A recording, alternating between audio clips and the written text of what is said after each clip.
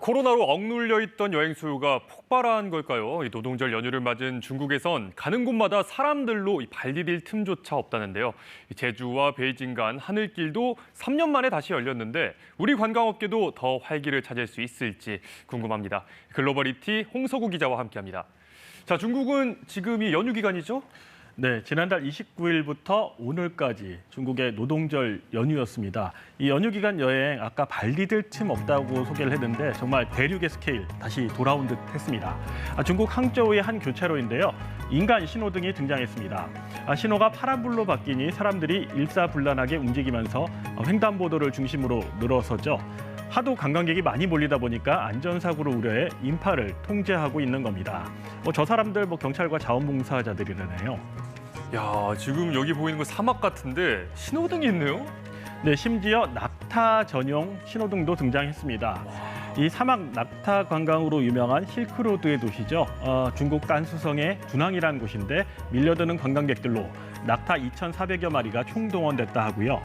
그래서 낙타들 간 정체를 막기 위해 만들어졌다고 합니다. 우리나라로 치면 설악산격인 중국의 대표 관광지죠. 황산의 한 공공 화장실에서는 관광객들이 밤을 새우는 모습이 화제가 되기도 했습니다. 숙소를 구하지 못하거나 하산 시간을 놓친 경우였다고 합니다. 아니, 그럼 중국은 이제 코로나 이전으로 돌아간 건가요, 완전히? 네, 스케일을 보자면 이번 연휴가 시작되고 사흘 동안 유독 인구가 1억 6천만 명이 됐어요. 하루 평균 5,300만 명이니까 우리나라 인구보다 더 많은 사람들이 이제 연휴에 움직인 거죠. 연휴 전체로 보면 한 2억 4천만 명이 움직일 거로 추산되는데요. 이 수치는 코로나 직전인 2019년보다 더 많은 인원이 움직인 겁니다.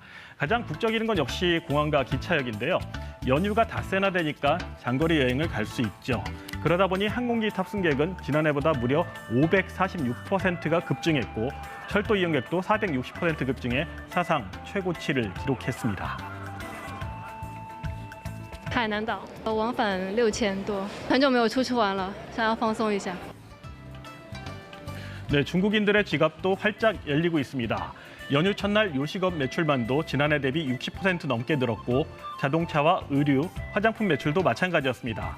강력한 제로 코로나 정책으로 한동안 억눌렸던 소비 심리가 이번 연휴에 터져나온 것 같은데요.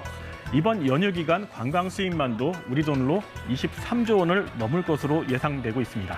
자, 이렇게 되면은 콩고물 생각 안 할 수가 없는데 우리 관광업계에도 좀 좋은 영향이 있을까요?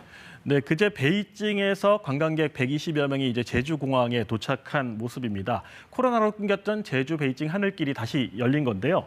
3년 만입니다. 그렇지만은 이전 수요를 회복하기까지는 아직 갈 길이 멀다고 할 수 있습니다. 현재 상하이와 난징 등 4개 노선에서 매주 40편의 항공기가 제주와 중국을 오가고 있는데 코로나 이전에 18개 노선이 있었던 것에 비하면 5분의 1 수준입니다. 지금까지 제주를 찾은 중국인 관광객은 2만 2천여 명으로 2019년에 10분의 1도 채 되지 않는 상황입니다. 중국 당국이 여전히 단체 관광을 막고 있는 데다가 최근에는 한중 관계가 악화되고 있어 전망은 더 불투명합니다. 자, 그럼 당분간은 개별 관광객만 찾는다는 얘기인데 여기에 더해서 대중 수출도 좀 급감을 했다면서요? 네, 좀 걱정되는 상황입니다. 올해 1분기 우리나라의 대중국 수출 규모를 한번 볼게요. 1년 전보다 무려 한 30% 가까이 줄었습니다.